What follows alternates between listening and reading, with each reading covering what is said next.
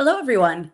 Thank you so much for joining us for the latest segment of Affecting Change, EFF's live stream series where our panelists tackle the latest issues in civil liberties and digital rights, and human rights, in technology and the digital world. My name is Jillian York, and I'm the Director for International Freedom of Expression at EFF, and I have the honor of opening the space for today's discussion. Before we proceed, we have just a few housekeeping items to go over. First, we will be recording this session, but only video of our speakers will be included. You can join us now in the official chat via Twitch by going to eff.org/livestream. In the Twitch chat, you can drop your questions throughout the program, and our guests will answer as many as they can at the end. If you're comfortable, we encourage you to type a hello in the chat window now and let us know from which part of the world you're joining us.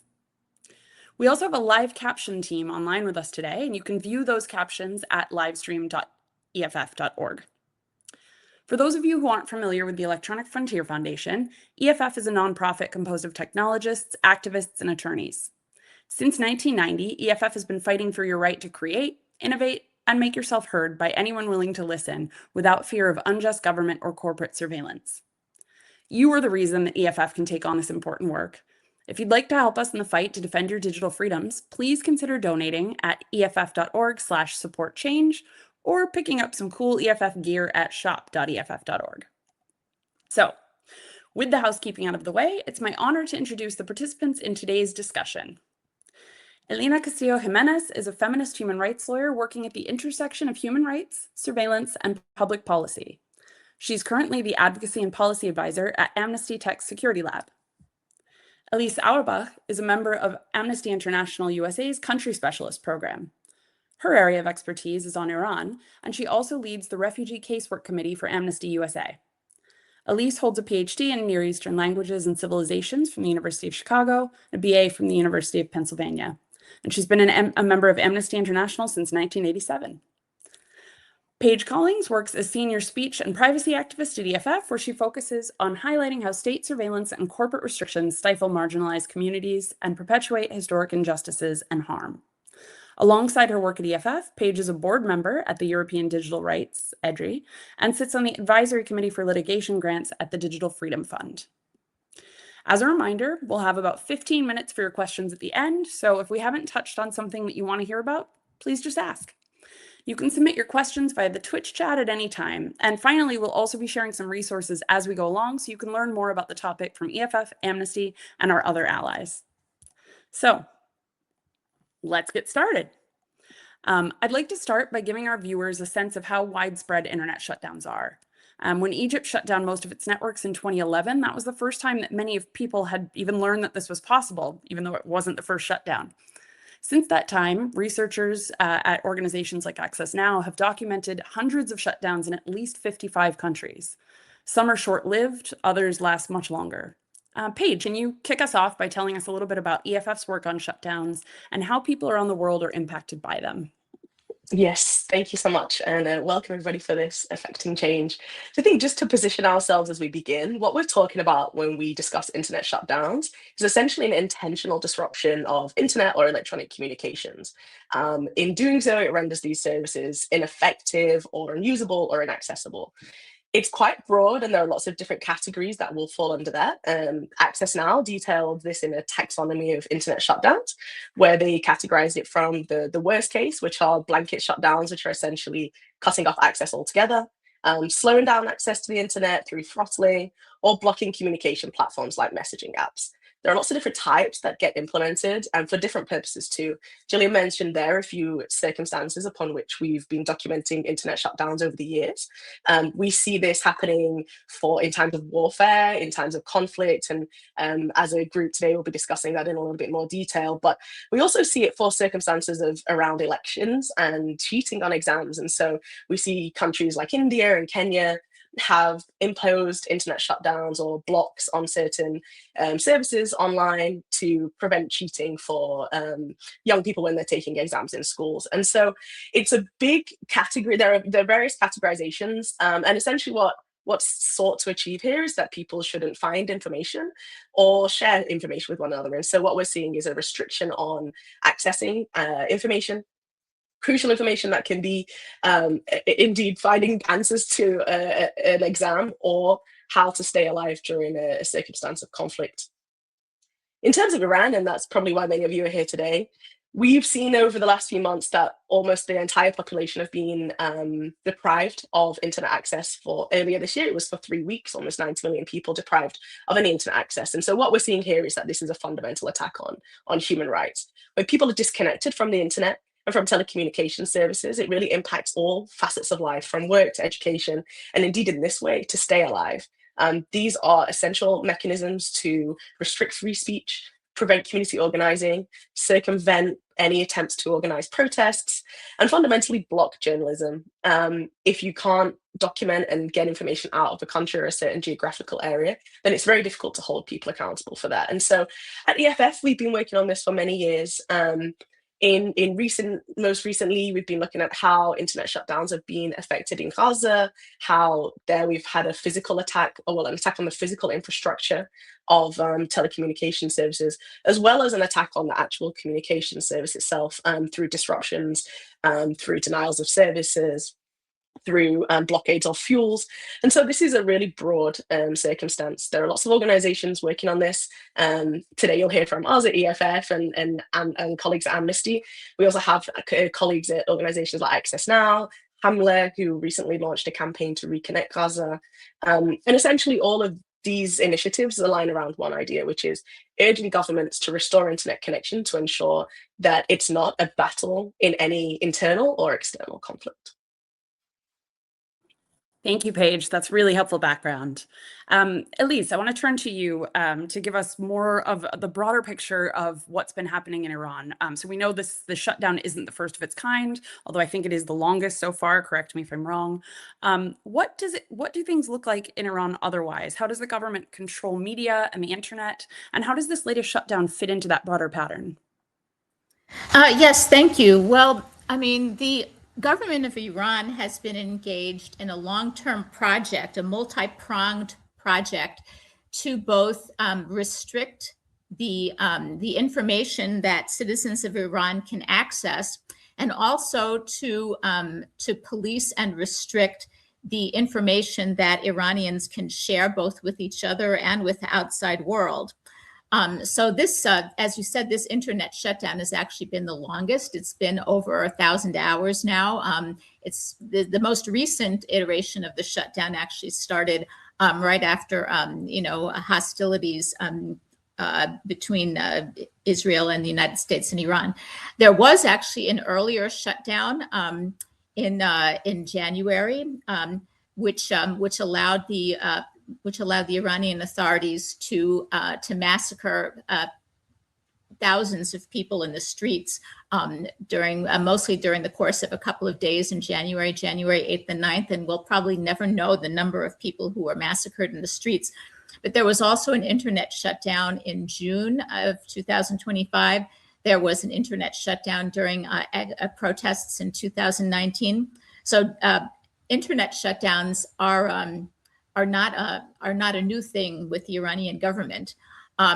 But for many years now, the Iranian authorities have been massively surveilling and policing their population. There is a cyber police force known as Fatah, which actually monitors the internet use, the social media use of the population.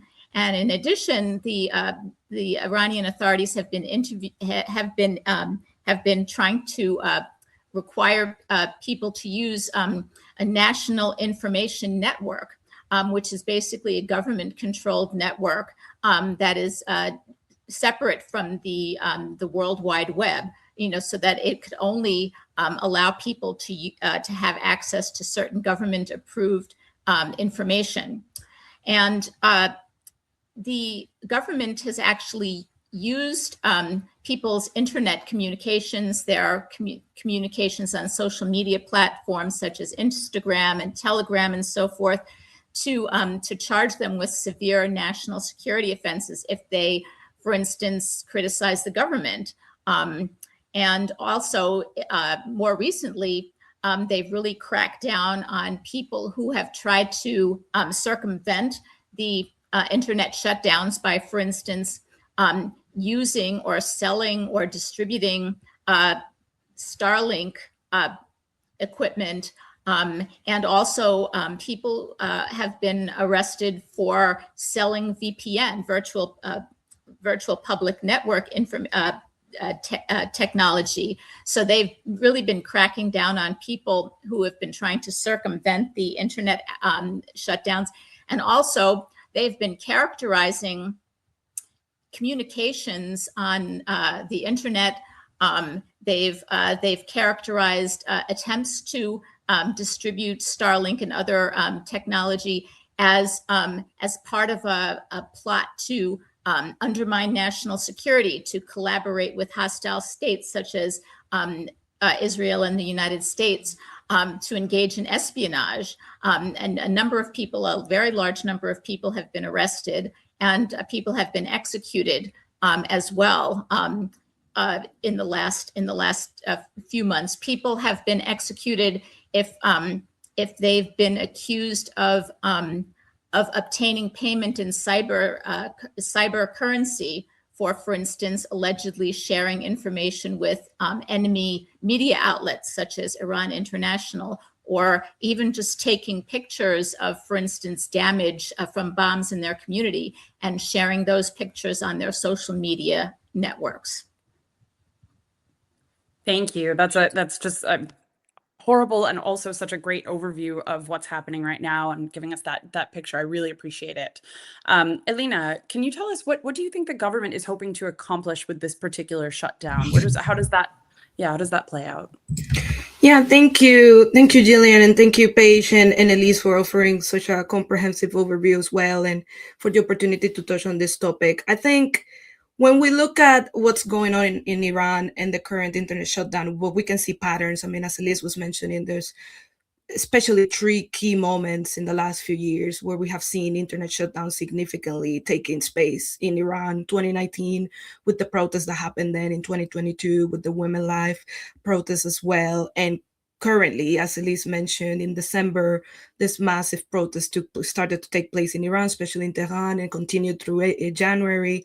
And this is when we start to see a significant use of internet shutdowns that has continued ever since, with different iterations. So the first one, when you look at the context, the first reason why a government, in this case the government of Iran, will be interested in cutting down access to internet or throttling or manipulating how much and how often people can make use of the internet, is clearly an operational cover, right? Like there is an intent of preventing human rights violations and information about what's happening currently from being documented. That obviously perpetuates impunity, that perpetuates barriers and access to information, facilitates communications that we have been seeing since, again, at least 2019, but it's just taking place in a more pervasive way now. When one is not able to verify and document what's happening on the ground, and if we are on the ground, if we're not able to communicate with each other and with the world what's going on and inform the people what's happening, it has an immediate impact, obviously, on journalism and the exercise of freedom of expression, but it also has impacts on other human rights as well. And as long as a government can control the flow of information, obviously there's like an incentive there when what's happening on the ground is pretty dire. The second reason why this is unfortunately an appealing tactic for Iran and many governments around the world is disrupting communications, especially in moments of tension.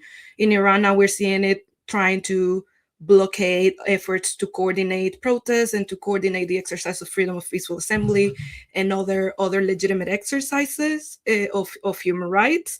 But then we've also seen it in other countries around the world where in moments of like elections or political tensions, governments or the authorities or other institutions feel the need to cut access to information and therefore intervene with access to internet. I mean, we've seen it in several instances around the world, but just speaking about Iran in particular, documenting the control and, you know, the physical attacks, the unlawful use of force, the potentially unlawful killings by security forces, the manipulation and control of protests, and intervening on the exercise of freedom of peaceful assembly is one goal that internet shutdowns can contribute to achieve if a government is trying to achieve that. And I think the third one, which is not always spoken about, but that is also another important point to have in mind, is the narrative control that comes with that. Like, as I mentioned earlier, there's a level of control of information that can be facilitated when you control the access to the internet. And in the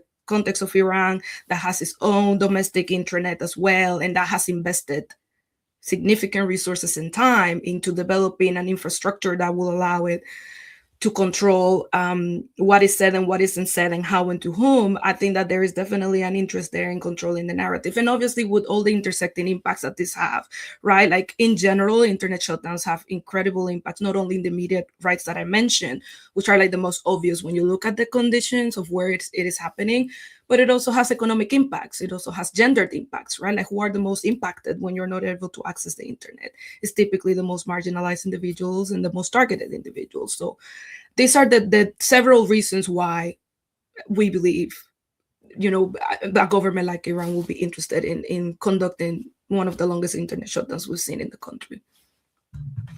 Thank you so much for that really comprehensive answer.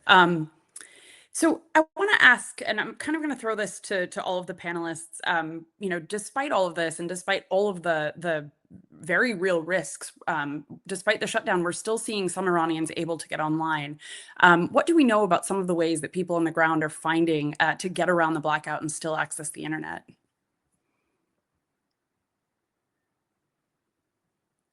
Anyone like to take that one on? Yeah, I mean, I can give it I can start. So I think and I see there's one question in the chat as well mentioning VPNs, and so I think we can take that. And it's already mentioned Starlink and satellite. So I think those two tools have been used or spoken about a lot. And the incredible organization Filter Watch has done a lot of research into both of those. So the deployment of VPNs and Starlink as satellite internet. I think essentially what we're looking at here is that there are pockets of connectivity that have been available throughout these blackouts, and leveraging those pockets has enabled internet access to become almost a luxury commodity that's really expensive. And so in trying to curtail internet access throughout the stack, expanding the scope and scale of any blockout, the authorities in Iran have tested the boundaries of what's available for them to host and what's not. And so what we're actually looking at here are a few things, and without getting into too much detail, because I know the question didn't necessarily talk about that, but I think it's quite an interesting moment with this specific blackout because there are a number of things going on. So white SIM cards, which are kind of unrestricted privileged SIM cards, they were disconnected, which essentially the state has stripped internet access from its own trusted insiders to prevent any leaks. At the same time, SMS services have been cut off, cellular and landline services are also being cut off. But we also have a whitelist policy that's been developing, which is essentially transforming the internet from an open public platform to a system of predefined control. And so where that leaves us with tools like VPNs is that if people were able to download them ahead of time, because it's very difficult to download a VPN during any kind of blocked service. But if people were able to download those ahead of time, and the blackout was as such, then they could have been functional. And I think when a shutdown is limited to a certain geographical area or a certain service provider, or more specifically just one specific platform, which then a VPN can be quite a functional utility in enabling to reroute that connection through a different website or through a different location. And so in that scenario, we've seen that. Witness have released some information that noted that each gigabyte, and I'm going to read this because I don't want to get it wrong, each gigabyte of VPN access that can connect users has been sold between essentially $6 to $24, which is 5 to 20 times higher than the global average for 1 gigabyte. And so we look again at Starlink and we see that the similar colleagues from Witness have published that these terminals, Starlink terminals, satellite terminals, are being sold for around $2,000 per terminal. And so whilst there are these tiny pockets that have enabled people to connect and remain connected, it's very expensive and it's not sustainable and it's not comprehensive for getting all the millions of people in Iran back online. And so whilst there have been these small glimpses of people being able to remain online through the VPNs or through Starlink and satellite imagery, I think that's probably one of the big ones, although Elise also mentioned that there's been a huge crackdown on that. And as of the war between Iran and Israel last year, this using satellite imagery was criminalized, and so any kind of judicial or security actions against the use of satellite imagery, satellite internet use, was elevated. And so we're seeing that there are pockets of being able to remain connected, but it's not comprehensive. It doesn't always work, and if it does, it's extraordinarily expensive. Thank you, Paige. That's really helpful, and I appreciate getting to some of the technical questions because it sounds like those are burning questions from the audience. I'm going to turn to Lena next. What are some of the most promising policy or technical interventions right now to prevent or mitigate shutdowns globally? Yeah, thank you. And I mean, I think following up from what Paige just said before jumping into that question, I think those efforts, I would like to acknowledge, they speak to the resilience of so many individuals, not only in Iran, but in other parts of the world, supporting in order to make sure that people still have access to the internet, because as Paige was mentioning, it's not always just a complete blackout. Sometimes it can just be targeted, but at the same time, if it is a complete shutdown, as we are in different ways witnessing, there's not that much that VPNs or other tools that typically help can do. And I think that also is important to flag, because it also speaks to how quickly a government can adapt to counter circumventing techniques. And so one of the most promising technical proposals that I can speak to, and is coming from some of our colleagues in other organizations, Access Now, Witness, the Center for Human Rights in Iran, if I recall correctly, is the concept of a direct-to-cell platform. So as Paige was mentioning so far, connections to Starlink and other ways in which people can access internet has worked to a certain degree. But then, as Elise was also mentioning earlier, individuals can and have been targeted, those that are being enabling the setup of Starlink connections on the ground in Iran. But these organizations have come together along with others to propose that, as developers and manufacturers of cell phone and mobile phones and the developers of internet resources and infrastructure continue to develop this possibility of a device being able to just connect to the internet directly, as the name indicates, being able to expand that and expand the access to it, especially for humanitarian context and conditions as what we're witnessing in Iran, could be an alternative that is more durable, that is more resistant to agile adaptability by a government or an institution that has the resources to invest in learning quickly from this and figuring out how to block it, but also facilitates access in general, right? Like, it doesn't imply, like Paige was saying, that you're already prepared and knowledgeable about this, that you already know what VPN to download, etc., which is not always the case if you're not an individual that has access to these networks to begin with.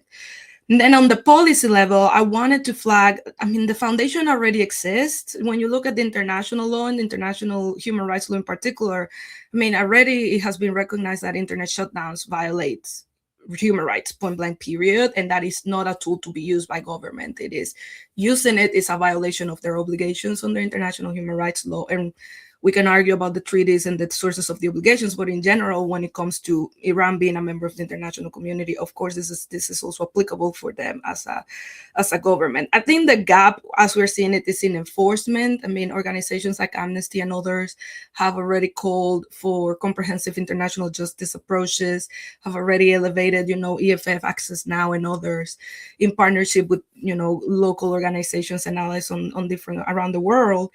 Acknowledging the fact that it is already enshrined as a standard, but it's still being used, and not only is being used, it is increasingly being used. So we're not seeing necessarily an improvement on that. So how can we make sure that internet shutdowns are costly, reputatively, legally, diplomatically, so that it is not a tool that continues to be as attractive as we're seeing it? I think is the question that I think we all got to ask ourselves. We already have the foundations, legally speaking, for that, but how can we make sure that they're actually enforced?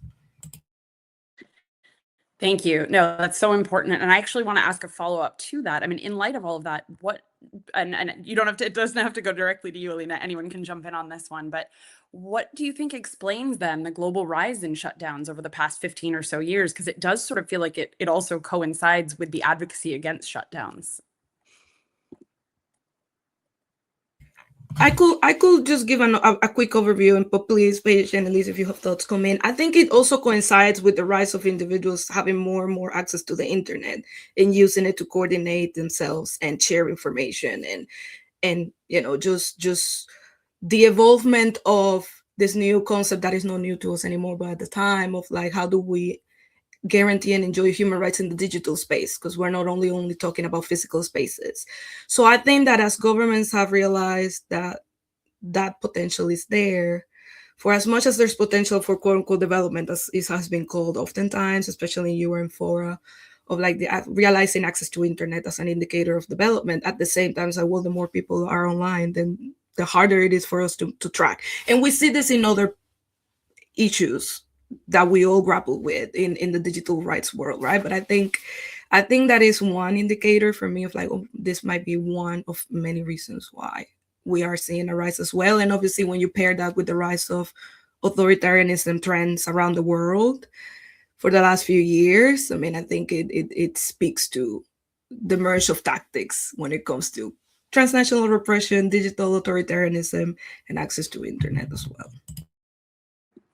Thank you. Elise, I want to come back to you and ask, since you follow Iran closer than the rest of us do, what are you seeing in terms of what Iranians, including throughout the diaspora, are demanding regarding the internet? Well, again, Iranians want to be able to communicate freely. I think one thing is that the Iranian authorities are not viewing the internet as a public good. I mean, in the last several years, access to the internet, being able to use the internet, has become essential, basically, for life in most sectors. But the Iranian authorities are not seeing it as a public good. Instead, they're increasingly seeing it as a privilege that is predicated on what they would consider to be sanctioned and approved conduct. So, for instance, recently, the shutdown of the internet has actually had a lot of economic consequences because people have not been able to conduct business, through the internet. So the government has actually been working on establishing a system that would allow certain economic actors to access sectors of the internet that would be necessary to conduct economic activity, because the government is actually concerned about the economic situation in Iran, which has been increasingly dire over the past several months. But in order to be able to access the internet, in order to conduct economic activities, these people need to register, they need to be vetted, they need to, and the understanding is that they will be monitored, strictly monitored during the course of their use of the internet. So instead of being seen as a right, only people who agree to the government's very strict terms are going to be allowed, would be allowed to use the internet. So this is a huge major problem. And, again, over the years, the Iranian people have been playing a sort of cat and mouse game with the government. Every time the government imposes internet censorship, the population has been trying to figure out ways of getting around it. Talking about Starlink and VPN, again, it's being, there was a major bill passed by the Iranian parliament in the fall, which imposes new punishments on people who are actually distributing Starlink and also using Starlink. And in recent new legislation that's been proposed, selling VPNs, virtual private networks, will be criminalized. And actually, people have already been arrested for selling VPNs. But one big problem is that Iranians in Iran have been, have used platforms such as Telegram, Instagram to express themselves, to talk about their vision for the future, which may not align with the Iranian government's vision for the future, and they've been severely punished. And some people have actually been executed because of postings that they've made on their Telegram channels, for instance.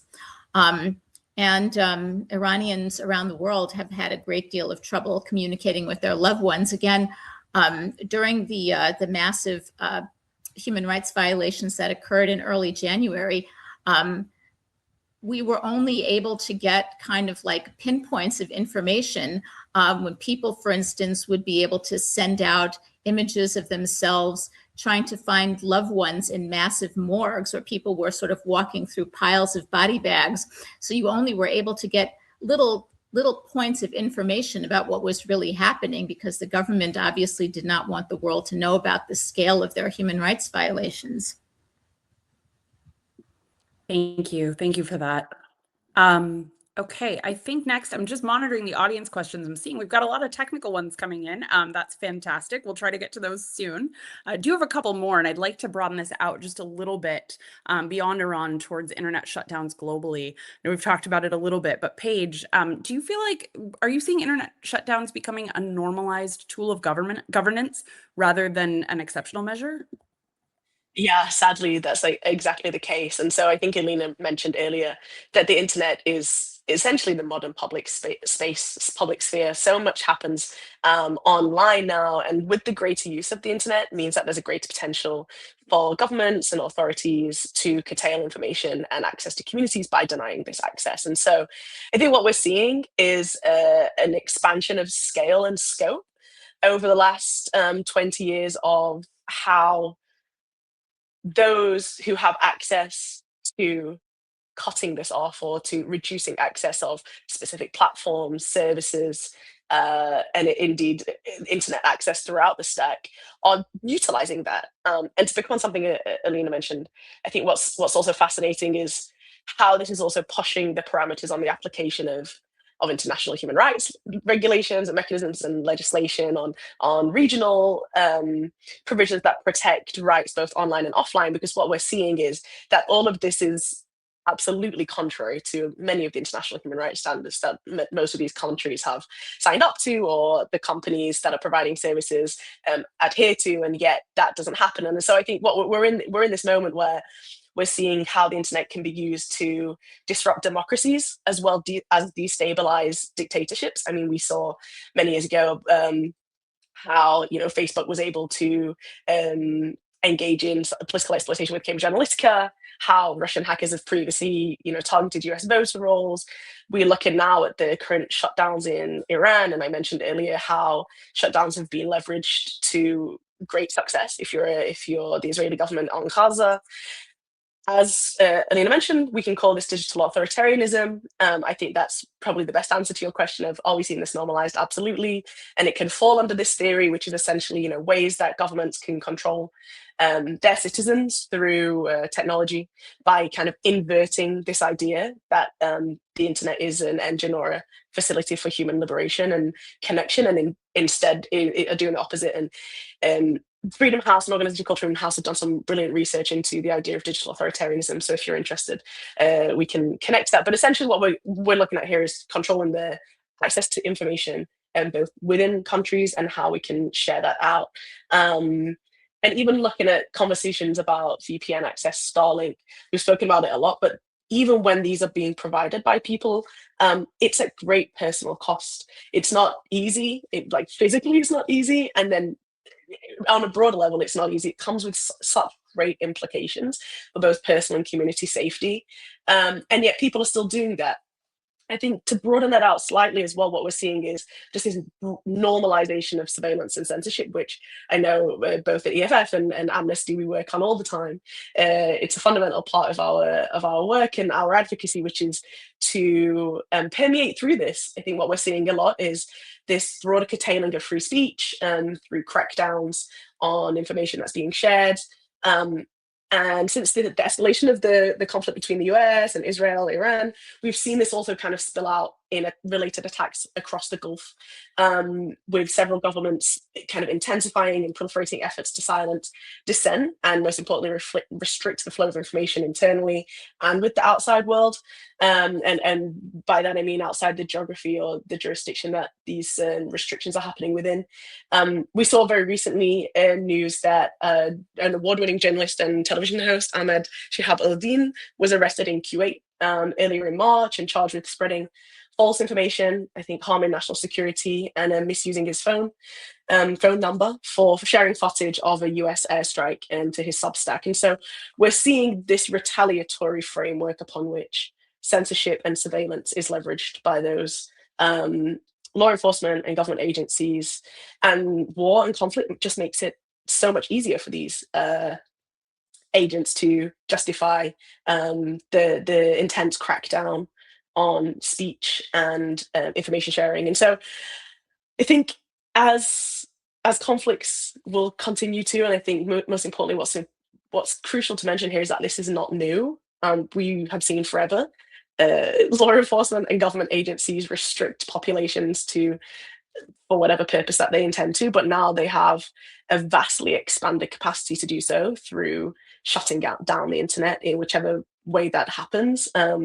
As I mentioned earlier, whether it's through an entire block, whether it's through throttling, whether it's through preventing access to VPNs or to certain platforms, or indeed whether it's by arresting and detaining journalists for sharing disinformation.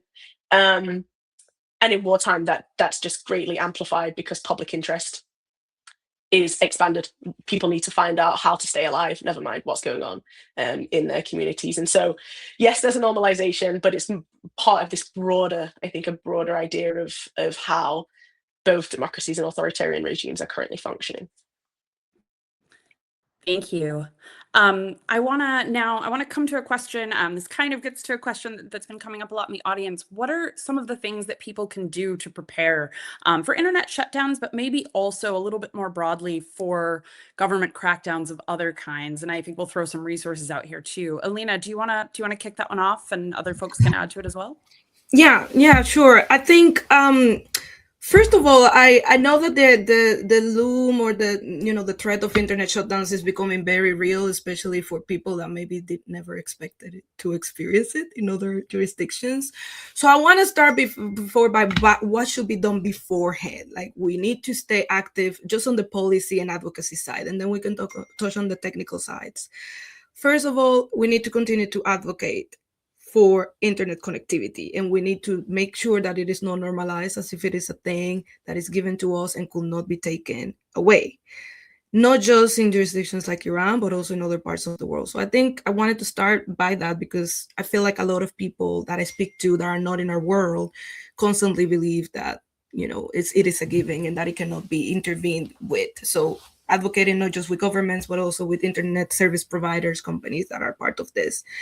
The other one is in preparation for potential internet shutdowns. Like we mentioned, there is a trend that we have, all of our organizations are verified around the world, by which we notice a connection, if not a correlation, between a crackdown on freedoms and the shutting down of the internet. So improving our tactics and our abilities to document and collect evidence on what might be happening on the ground before the internet is shut down is critical, because like we mentioned, one of the biggest challenges / one of the biggest goals pursued with an internet shutdown is to cut communications and cut people's abilities to let others know what is going on, share videos, audio, images, text on what's happening in my neighborhood, what's happening in my city, in my country. So improving that as well is critical. And then Paige mentioned on this part as well, and I wonder if maybe Paige might want to add, but on the technical side, it might sound like very essential or like beginner level for some of our audience here, but just in general, I think people should be informed about what a VPN is and what are the different options that can be used, and just have them downloaded and be ready on your mobile devices, on your laptops, and everything that you use, just to be ready, because you don't know. Seriously, I mean, we've seen it even in other parts of the world when you might wake up and things have just radically changed and you need it. So. Yeah, maybe I can just add one thing to that, which is that we have a guide on our surveillance self-defense, so ssd.eff.org. I think we can put the link in the chat. And that is on choosing the right VPN for you. And so it will take you through what kind of risks you have, where you're located, what potentially you could need a VPN for, what a VPN really is, and then it gives some suggestions. And so indeed, getting ahead of it whilst you still have the ability to download something like a VPN is essential, and you can use that guide as a good place to start. Thank you. That is fantastic. Yeah, and we will continue to throw out some more links into the chat as we see these things come up. I want to ask also, maybe Paige, maybe we can start with you on this one. Are there any ways that viewers can get involved in the movement against internet shutdowns, either technically or in terms of advocacy? Yes. So I've been checking the chat, and I think we have quite a lot of technical questions. And so what I would do is I would implore those that understand how this works to, if you have the time, energy, and resources, to get involved, because I think documenting what's happening is such a fundamental element of knowing how we can take action. Knowing what's happening, determining how a shutdown is being carried out, and then figuring out who might be behind that. Is an essential place to start. And so that's if you have the ability and tools to do that, that's great. We can then move on to the protection of people. And so those, I mean, Alina and Elise also mentioned it, but providing VPNs, internet access through Starlink or satellite is at great cost for a lot of people. If you're able to contribute to that in whatever ways, we've seen eSIM. I mean, this is slightly different, but we've seen eSIM schemes of sending, people donating to provide eSIMs to places like Gaza over the last few years. And so that's something you can do. If you work in policy or a civil society group or a community group that wants to get involved in advocacy, there are UN guiding principles of business and human rights, and then the OECD guidelines on kind of multinational entities. And these provisions require that there is due diligence implemented, so companies, know the impact of their services on human rights. And so there are a lot of advocacy related, a lot of administrative initiatives that we can do, and that's what we at EFF do. And we've mentioned already organizations like Access Now, Witness, doing a lot of this through the Keep It On campaign. And so if you are within this space, and maybe you're part of the Global Network Initiative, GNI, these provide kind of established principles for companies to follow.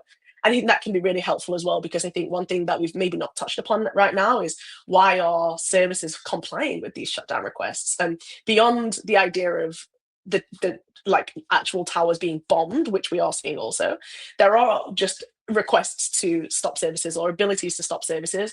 And we know that kind of services, ISPs, they will comply with shutdown orders because they're afraid of government retaliation, or they're afraid of a kind of a loss of service to their entire network. And so there are lots of kind of capacity related issues there that we can work to enhance, to get people back online. I think the goal here is to get people back online and prevent shutdowns in the future. And we've seen some great success with that. The Keep It On campaign, that coalition has had some great success in restoring internet access over the years, and getting governments to promise essentially not to do it again, to not do it around the times of elections or exams, and to utilize different tools to remedy the harm that they perceive is happening. And so I think there are a lot of those things. And then I guess finally what I will say is UNI, ONI, people can also measure internet censorship. And again, this is a community effort to ensure that we're aware as possible, whilst people are not experiencing shutdowns ourselves, that we can track what's happening. And UniProbe enables people to kind of run tests and document evidence of various network interferences. And so we can do things from the comfort of our internet related service. And indeed, if you're in certain regions, making sure that you can protect yourself as much as possible, building out community tools. So if the internet does get shut down, then you're aware of who you can contact and how you can get in touch with them. Downloading a VPN on the off chance that it might be functional if there is a shutdown, and taking those precautions as much as possible, where possible, knowing that it might not work if there is an entire blackout, but at least just familiarizing yourself with what could or should happen in that case. Thanks, Paige. Elena, did you want to add something there? Yeah, thank you. I think going back to the question also, like what can people do about it? I think there's a question as well for other members of the community on like what else can be done from the technical aspect of things. Like, so the technologies here following the streaming and just following on internet shutdowns more broadly. Like, yes, VPNs and other tactics can be effective, but as we mentioned, are limited. So what else can be done and what else can be developed from the technology's perspective, from the manufacturer's perspective, from even the internet service provider's perspective, to ensure access to internet even when an institution or a government wants to intervene. So I mentioned earlier that a proposal has been put forward by some of our colleagues in other orgs like Access Now, Witness, Article 19, Center for Human Rights in Iran, to strengthen and develop this direct-to-cell satellite technology. It's as a way to ensure that, as most smartphones nowadays, should be able to use this technology if the infrastructure continues to be developed, and that if more investment in this is put forward so that individuals can connect to the internet without having to rely on the systems that we're currently using, especially again in a country like Iran, where you also have to deal with the domestic intranet that they have put in place and that we've seen in other countries around the world as well. So I think this is also, I'm curious to hear from technologists and experts from that side on like what else do we think can be done? Because I think from the policy side, if we can combine the human rights standards that we already have, like internet connectivity is a right. So internet shutdowns are a violation of that right? But the actual goal is to ensure that people maintain access to the internet. So what are the technical aspects that are required to realize that go beyond policy, and we can partner up and hopefully develop better tactics to survive the increase of the use of internet shutdowns. Yeah. Thank you for that. Yeah, and just to the audience, we are seeing your questions. We're not ignoring them, but we're also very cognizant of the fact that this is a panel of policy folks, lawyers, and so we will hold these questions. We will share them with our technical teams, and hopefully we can find a way to answer them either on one of our blogs. But don't worry, we're not ignoring you. We just wanted to flag that. Elise, I want to come back to you on, again, bringing the conversation back to Iran where we started. What are ways that people who are watching this can, what are things, that people who are watching this can do to either to help people in Iran stay connected or just to support people in Iran right now? Well, I think one thing that's really important, as Alina was talking to, is the issue of international accountability, holding the Iranian authorities accountable. And actually, I was very happy to see that last month, the current special rapporteur for the situation of human rights in Iran, Mai Sato, actually had a whole section on internet shutdown, on restriction of information that's available to Iranians, also restrictions on the ability of Iranians to communicate. There was a big section on that in her report. So I think that's a very important recognition. That's a very important recognition that that what the Iranian authorities are doing is actually a serious violation of human rights. So I think we have to keep this as it's a human rights violation. It's a human rights issue that people have the right to both access information and also share information. So right now, one big problem is that the Iranian penal code characterizes all kinds of expression of opinion as potential national security violations. So if you express your disagreement with what the government is doing, if you express support for LGBTQ rights, if you express support for women's rights and so forth, you can be charged with very severe national security charges just for putting those opinions out there on the internet, putting those opinions on your social media channels such as Instagram and Telegram. And also the government will actually target people, will post threatening and menacing messages on people's platforms if they're criticizing the government in any way. So I think we really need to encourage the international community to hold the Iranian authorities accountable. And also we have to look at systemic problems with Iran's constitution, for instance, Iran's penal code, that allow for what we would consider the peaceful expression of a person's opinion to be characterized as a serious national security threat, which can be punished by many years in prison, even up to and including execution. So these are all things that we need to do as an international community to hold the Iranian authorities accountable, and also to bring about important systemic changes in the Iranian system. Thank you so much for that. Excellent. We've got a little bit more time, and a couple of questions just came in that are a little less technical, so I'm going to try to throw these to the panel. I think I will start with the second question that I've got here, which is there an organization out there, and I know there is, but are there any resources we want to throw out there that focus on providing know-how and resources to help people overcome not necessarily shutdowns, but other internet regime-imposed access restrictions and the blocking of communication apps?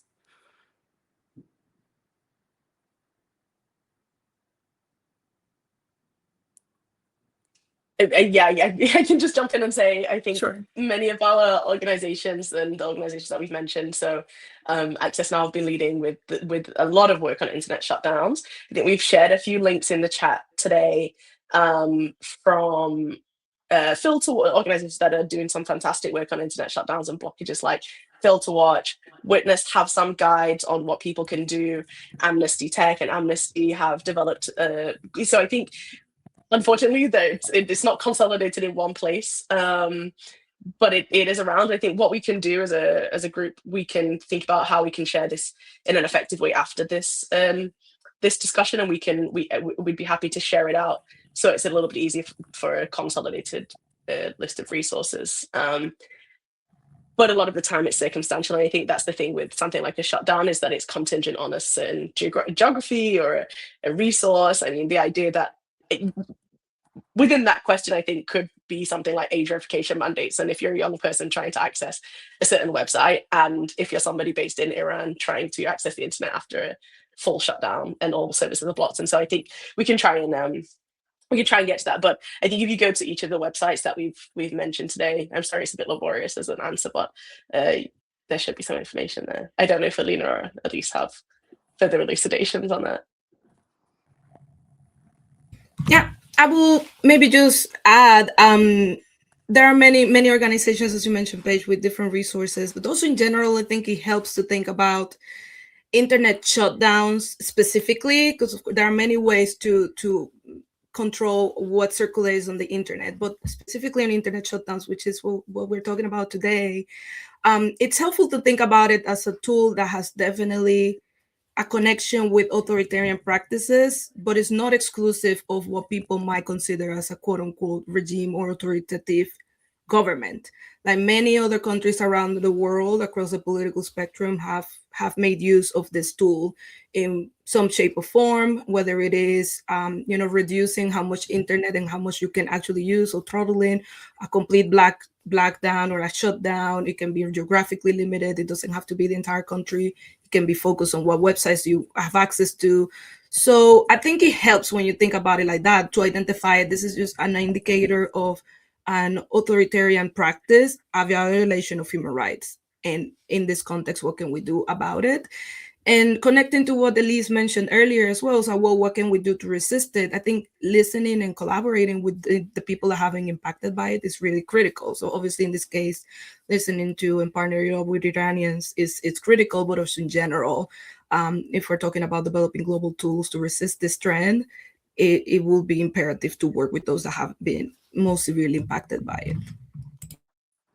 Thank you so much. That's fantastic. We are getting close to time, so I want to kind of turn it back to the panel and say, is there anything else that you really want to make sure that our viewers know about this trend and about what's happening right now? Any sort of final comments on this?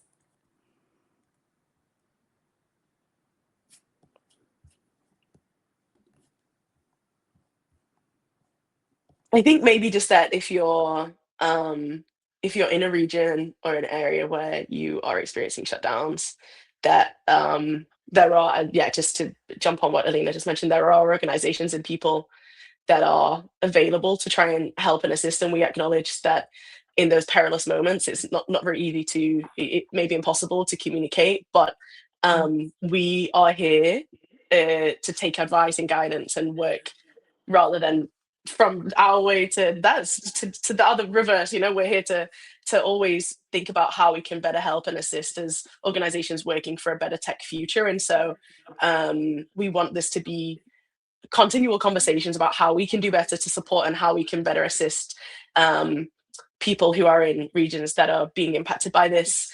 Sharing and documenting examples and evidence is one thing, and we can do that through the protection of our organizations rather than it being often an individual that might face quite extensive ramifications for doing that. And so, yeah, I think it just a call out that if you are experiencing something or you're connected to people that might be, then feel free to reach out to us, and we'd be really happy to have those conversations and see how, if there's anything that we can do, from threat modeling on an individual level to answering the very technological questions in the chat, which we will get to. I know many of our colleagues will be delighted to take those questions, to better bridging that gap of information. We're really happy to do all of those things to make sure that people can remain online and stay connected. Thank you. Yeah, and as Paige mentioned, we will get some resources out to you for everyone who registered for this call. We'll be sending out some resources, and hopefully we'll be able to get some answers to some of those technical questions as well. Well, I think we are getting close to the end, so I just want to thank everyone, Elena, Elise, and Paige, for joining us today.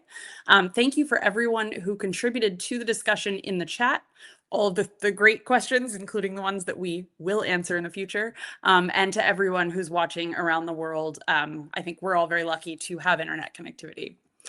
We've said it before, and I'll say it again, digital rights begins with you. EFF has been a leader in privacy, freedom of expression, and innovation for 35 years, and we need your help to keep up the fight. So please take 10 minutes now to become a member if you're not already at EFF.org/support-change. And please continue these conversations about your civil liberties with your colleagues and friends. Share Amnesty's work, EFF's work, and we've got all those other great links for you as well. We work with a lot of allies from around the world. And once you're done renewing your EFF membership, be sure to mark your calendar for the next segment of Affecting Change, which will be on May 14th.